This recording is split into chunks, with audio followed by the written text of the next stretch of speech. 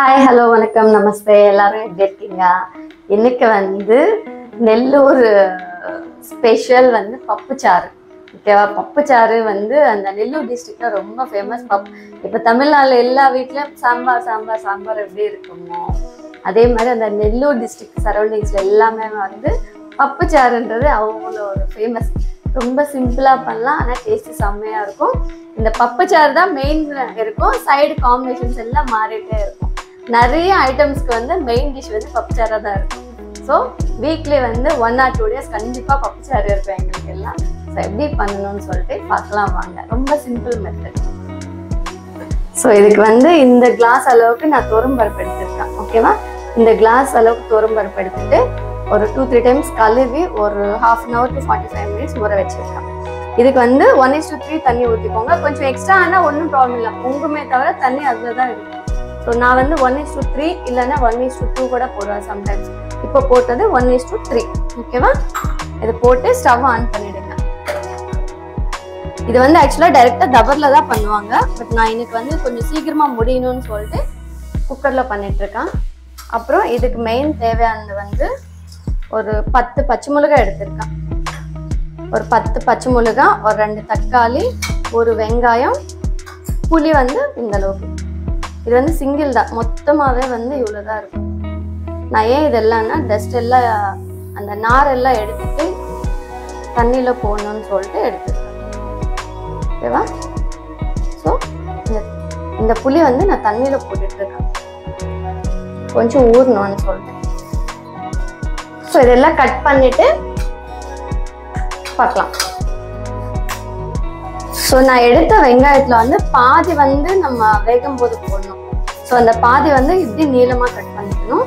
மீதி பாதி தாளிக்கிறதுக்கு குட்டி குட்டியாக கட் பண்ணிக்கணும்.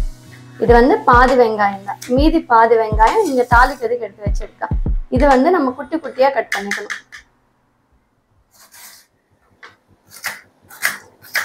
பாதி வேகும் போது பாதி தாளிக்கிறதுக்கு குட்டி குட்டியா கட் பண்ணிக்கோங்க. குக்கர்ல வேகிறதுக்கு நீளமா கட் பண்ணிக்கோங்க. எடுத்து அவ்வளவுதான், முடிஞ்சிச்சு. ஸோ நம்ம இந்த மாதிரி எல்லாமே கட் பண்ணி வச்சுக்கோமா. பச்சை மிளகாய், பாதி வெங்காயம், தக்காளி. ஸோ இதை மூணுமே இங்க ஆல்ரெடி தோரம் பருப்பு வெந்துட்டு இருக்கு. ஓகேவா? மேல பொங்கல் எடுத்துடுங்க. எடுத்துட்டு இந்த கட் பண்ணது எல்லாமே போட்டுடுங்க. கொஞ்சம் பச்சை மிளகாய் இன்னும் கூட ஜாஸ்தி வேணும்னா போட்டுக்கோங்க, கம்மியா வேணும்னா கம்மியா போட்டுக்கோங்க. ஸோ பப்புச்சாறு கூட ஒவ்வொருத்தவங்களோட வீட்டுல ஒவ்வொரு மாதிரி இருக்கும். குட்டியா ஒரு 1/4 ஸ்பூன் விட இன்னும் கம்மி.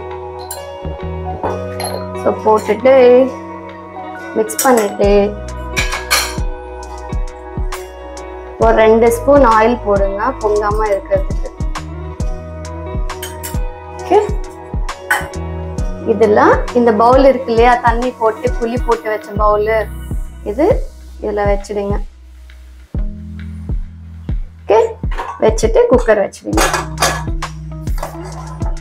ஒரு 4 விசில்ஸ், ஒரு 4 விசில் வந்த உடனே ஆஃப் பண்ணிடுங்க. ஒரு 4 விசில் வந்த உடனே ஆஃப் பண்ணிடுங்க. இதெல்லாம் வெந்துட்டு அதுக்கப்புறம் போடுற இன்கிரியன்ஸ் மேக்ஸிமம் இவ்வளவுதான். இதெல்லாம் போட்டு நல்லா கடைஞ்சி வாட்டர் போட்டு தாளிக்கிறது தான். ரொம்ப சிம்பிளா இருக்கும், செம்மையா இருக்கும். சாம்பார் பண்றதுக்கு டைம் இல்லை அப்படின்னும் போது சாம்பார் ஆல்டர்னேட்டா இது ஒரு வாட்டி நீங்க ட்ரை பண்ணி பாருங்க, நல்லா இருக்கும்.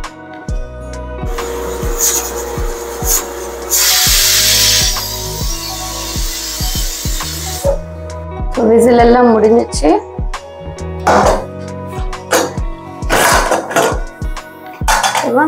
இன்னும் கொஞ்சம் தண்ணி இருக்கு, நல்லா சாஃப்டா வெந்திருக்கு.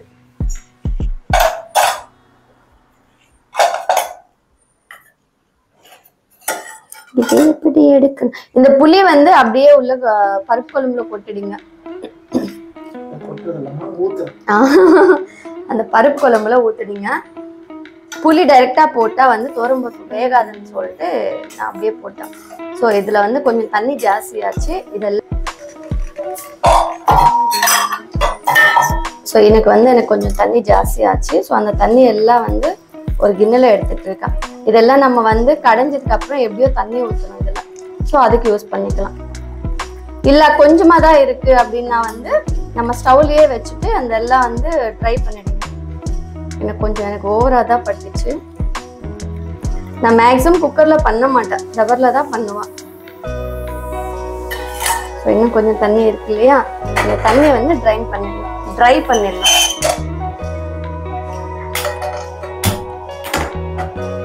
இந்த தண்ணி எல்லாம் ட்ரை பண்ணிடலாம். இந்த தண்ணி எடுத்து வச்சுட்டேன் கொஞ்சம், ஏன்னா இதெல்லாம் ட்ரை ஆகுது டைம் ஆகும். அதனால வந்து அந்த ரொம்ப தண்ணி ஆட்டமா இருந்தது இல்லையா, அதெல்லாம் எடுத்துட்டு இதுல கொஞ்சம் தண்ணி இருக்கு. இந்த தண்ணி நம்மளால எடுக்க முடியாது. ஸோ இந்த தண்ணி எல்லாம் ட்ரை ஆகிற வரையிலும் அப்படியே இருங்க.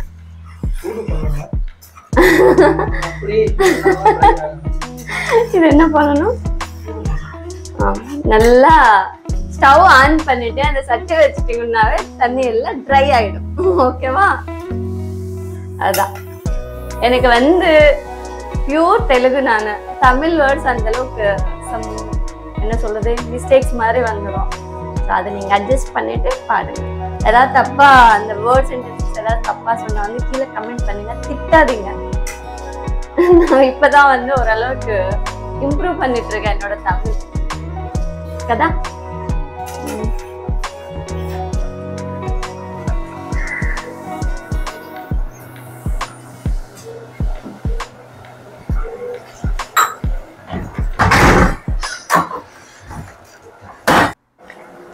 ஸோ ஆல்மோஸ்ட் எல்லாம் ட்ரை ஆச்சுங்க. கீழே கறி பிடிக்குது. ஓகேவா? ஸோ அதனால இப்போ ஆஃப் பண்ணிட்டு இதை இறக்கிட்டு கொஞ்சம் ஆறட்டும்.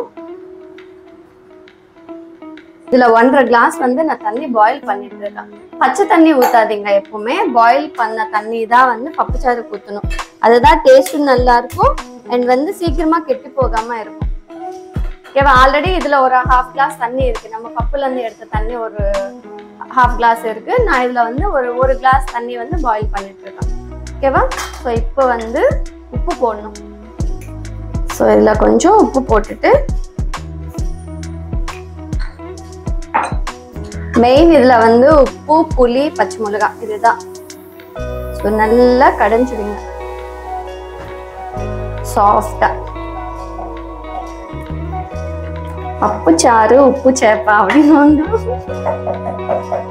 எங்க வீட்டுல உப்பு சேப்பெல்லாம் பண்ண மாட்டாங்க, ஏன்னா எங்க அப்பா சாப்பிட மாட்டாங்கன்னு சொல்லிட்டு. அந்த உப்பு சேப்பா எங்க வீட்டுல நான் பார்த்ததே இல்லை.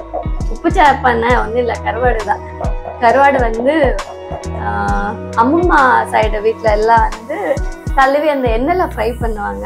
ஸோ அதுக்கு வந்து இந்த காம்பினேஷன் நல்லா இருக்கும்னு சொல்லுவாங்க. சாங்ஸ் கூட இருக்கும், பப்பு சாறு உப்பு சாப்பா அப்படின்னு. ஸோ இதெல்லாம் நல்லா சாஃப்டாக ஸ்மாஷ் பண்ணலாம். பப்பு சாறில் வந்து நிறைய சொல்லுவாங்க, பாட்டெல்லாம் வந்துருக்கு. அவ்வளோ ஒரு ஃபேமஸான ஒரு ரெசிபி. இதெல்லாம் ஒரு குழம்பு அப்படின்னு சொன்னாங்க. கரெக்டான அந்த உப்பு, புளிப்பு, காரம் கரெக்டான மெஷர்மெண்ட்டில் பண்ணி பார்த்துட்டு அது கரெக்டான உங்களுக்கு பிடிச்ச சைட் டிஷ் எல்லாம் வச்சு சாப்பிட்டோன்னா செம்மையாக இருக்கும். எங்களுக்கு எல்லாம் வந்து சாம்பார் ரொம்ப ரேராக தான் பண்ணுவாங்க. ரொம்ப ரேர். சாம்பார் எல்லாம் வந்து ரொம்ப ரேரா இருக்கும். ஏன்னா அந்த நிறைய வெரைட்டிஸ் ஜாஸ்தியா பண்ணுவாங்க. மினிமம் 2 வெரைட்டிஸ் 3 வெரைட்டிஸ் அப்படி இருக்கும். பச்சடி கண்டிப்பா இருக்கும் இல்லையா? ஸோ அதனால சாம்பார் எல்லாம் வந்து ஃபங்க்ஷன்ஸ் டைம்ல மட்டும்தான் சாம்பார் பண்ணுவாங்க. இல்லைன்னா நிறைய பேர் இருந்தா மட்டும்தான் சாம்பார் பண்ணுவாங்க. ஸோ மேக்சிமம் பப்பு ரிலேட்டட் ஐட்டம்ஸ் தான் ஜாஸ்தியா இருக்கும். பப்பு சாறு, திருகுமாத்த பப்பு, சொரக்காய் பப்பு, பீர்க்காய் பப்பு, இதுதான். பப்புலயே இவ்வளவு இருக்கு. ஸோ இதெல்லாம் நல்லா சாஃப்டா ஸ்மாஷ் ஆச்சா? ஸோ இப்போ வந்து ஆல்ரெடி நம்ம ஃபர்ஸ்ட் எடுத்து வச்சுட்டோம் இல்லையா தண்ணி, அதை போட்டுட்டு ஒரு வாட்டி மிக்ஸ் பண்ணலாம். இது வந்து கொஞ்சம் தண்ணி ஆட்டமா தான் இருக்கும், ரொம்ப திக்கா இருக்கக்கூடாது. திக்கா இருக்கிற பப்பு வேற, இந்த பப்பு சாறு வந்து கொஞ்சம் தண்ணி ஆட்டமா தான் இருக்கும். ஆல்ரெடி நல்லா பாயில் ஆச்சுங்க. பாயில் ஆன தண்ணி நான் ஆஃப் பண்ணிட்டேன்.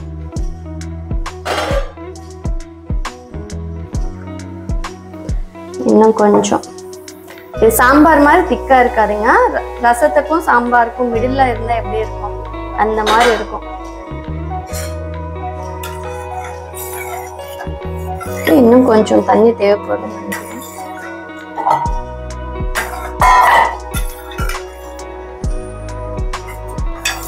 ஸோ இந்த அளவு கன்சிஸ்டன்சில இருக்கணும். ரொம்ப திக்காவும் இருக்கக்கூடாது, ரொம்ப ரசத்தை மாதிரியும் இருக்கக்கூடாது. ஓகேவா? நான் 10 காஞ்சி மிளகாய் போட்டாலும் இது வந்து காரமே இல்லைங்க.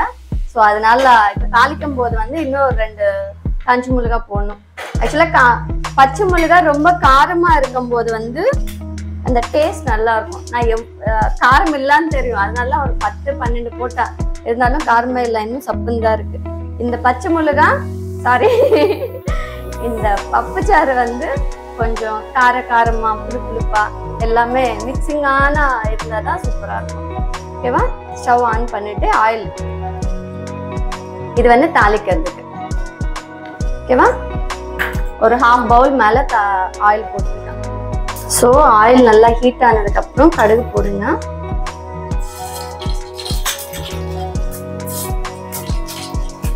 ஸோ கடுகு வெடிச்சதுக்கு அப்புறம் ஜீரகம். இப்ப வந்து காரம் கம்மியா இருக்குங்க, அதனால நான் ஒரு 2 காஞ்சி மிளகாய் எடுத்திருக்கேன். ஜென்ரலா இந்த டைம்ல காரம் போட வேண்டிய அவசியம் இல்லை. ஓகேவா? பச்சை மிளகாய் தான் இதுக்கு ஆக்சுவல் டேஸ்ட், ஆனா ரொம்ப சப்புன்னு இருக்கு, அதனால ஒரு 2 காஞ்சி மிளகாய் இப்படி கிள்ளி போட்டுட்டு இருக்கேன். ஓகேவா? அப்புறம் கைப்பிடி அளவுக்கு கருவேப்பிலை இப்படி பாதியா கட் பண்ணிட்டு, கருவேப்பிலை நிறைய போட்டுக்கோங்க. கருவேப்பிலை தான் அந்த ஃப்ளேவர் அண்ட் டேஸ்ட் பிடிக்கும் பப்புச்சாருக்கு. இதுக்கு வந்து மோர் மிளகாய் கூட செம்மையா இருக்கும். இந்த தாளிக்கும் போதே வந்து ஒரு 2 மோர் மிளகாய் ஃப்ரை பண்ணி வச்சு தனியா எடுத்து வைப்பாங்க எங்க பாட்டி எல்லாம். அந்த பப்புச்சாறுல வந்து அந்த மோர் மிளகாய் தொட்டிட்டு சாப்பிடுவாங்க பாட்டி. ஸோ ஒவ்வொருத்தங்களோட டேஸ்ட் ஒவ்வொரு மாதிரி இருக்கும். ஸோ ஒவ்வொருத்தங்க அந்த டேஸ்ட்க்கு ஏற்ற மாதிரி நம்மளா வந்து என்ன சொல்றாங்க, இந்த காம்பினேஷன் பிடிக்கும். ஒவ்வொருத்தங்களுக்கு ஒரு காம்பினேஷன் பிடிக்கும். பாட்டிக்கு வந்து பப்புச்சாரோட மோர் மிளகாய் ஒரு பாட்டி சாப்பிடுவாங்க, இன்னொரு பாட்டி வந்து பப்புச்சாரோட கருவாடு ஃப்ரை ஒருத்தங்க சாப்பிடுவாங்க. ஸோ அந்த மாதிரி குத்தி வெங்காயம் சொல்லுவாங்க தெரியுமா, எண்ணெய் கத்திரிக்காவை தான் கொஞ்சம் ஆந்திரில் கொஞ்சம் டிஃப்ரெண்டா மசாலா எல்லாம் போட்டு பண்ணுவாங்க. அந்த குத்து வெங்காய்க்கு காம்பினேஷனும் இது நல்லா இருக்கும். எக்கு நெக்ஸ்ட் எக் ஃப்ரை பண்ண போறோம். எக் ஃப்ரைக்கு தான் இந்த காம்பினேஷன் எங்க வீட்டுல. எனக்கு கோடி குண்டு வெள்ளி காரம் நெக்ஸ்ட் இதோட காம்பினேஷன். இன்னைக்கு வந்து பப்புச்சாறு காம்பினேஷன் எங்க வீட்டுல அதான் பண்ணிட்டு இருக்கேன். ஸோ இது பாருங்க, இந்த மாதிரி நல்லா வந்து ப்ரௌனா வரணும், டார்க் ப்ரௌன். ஸோ இந்த மாதிரி டைம்ல நம்ம கடைஞ்சு வச்ச பப்புச்சாறு வந்து இதுல போட்டுக்கணும். ஓகே, இந்த பப்புச்சாறு வந்து இதுல ஊத்திடுங்க. ஸோ இந்த மாதிரி டைம்ல உப்பு எல்லாம் செக் பண்ணிக்கோங்க. ஓகேவா? வந்து பாயில் ஆகணும், மேல எல்லாம் நுர வந்ததுக்கு அப்புறம் தான் ஆஃப் பண்ணணும். ரசத்துக்கு வரும் பாத்தீங்களா நுர, அந்த மாதிரி நுர வந்து ஆஃப் பண்ணலாம். வேற என்ன சொல்றது? சிக்கன் ஃப்ரை செம்மையா இருக்கும். நல்லா ரோஸ்ட் பண்ணணும் தெரியுமா, சிக்கன் ரோஸ்ட் மாதிரி. அந்த மசாலா எல்லாம் கம்மியா போட்டுட்டு நல்லா ரோஸ்ட் பண்ணுவோம் இல்லையா, அதுக்கு இது செம்மையா இருக்கும். சிக்கன் ரோஸ்ட் நல்லா இருக்கும், எறா ரோஸ்ட் நல்லா இருக்கும், எல்லா நான்வெஜ் ரோஸ்டும் இதுக்கு நல்லா இருக்கும். ஸோ இதோட கருவாடியே நல்லா இருக்கும்னா அதை விட இன்னும் இதெல்லாம்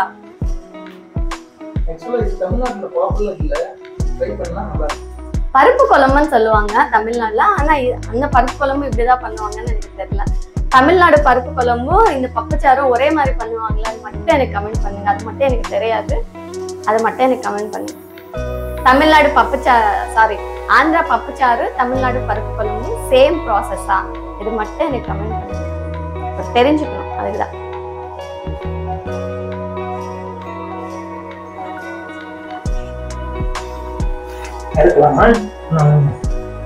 Two minutes. இதெல்லாம் பொங்க கூடாதுங்க. பொங்கனா டேஸ்ட் போயிடும். பக்கத்துல நில்லுங்க, பொங்க கூடாது. ஓகே, விட்டுட்டு நீங்க வெளியே வந்தீங்கன்னா பொங்கிடும். இது பொங்கிச்சு அப்படின்னா டேஸ்ட் போயிடும். அவ்வளவுதான். இந்த டைம்ல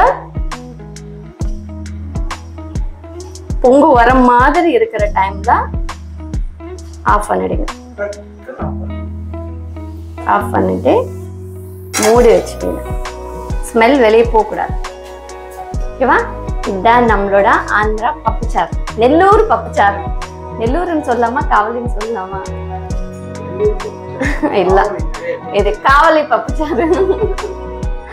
ஓகே, இதுதான் நம்ம ஊர் பப்புச்சாறு. ஸோ எப்படி இருக்குன்னு சொல்லிட்டு பார்த்துட்டு கமெண்ட் பண்ணுங்க.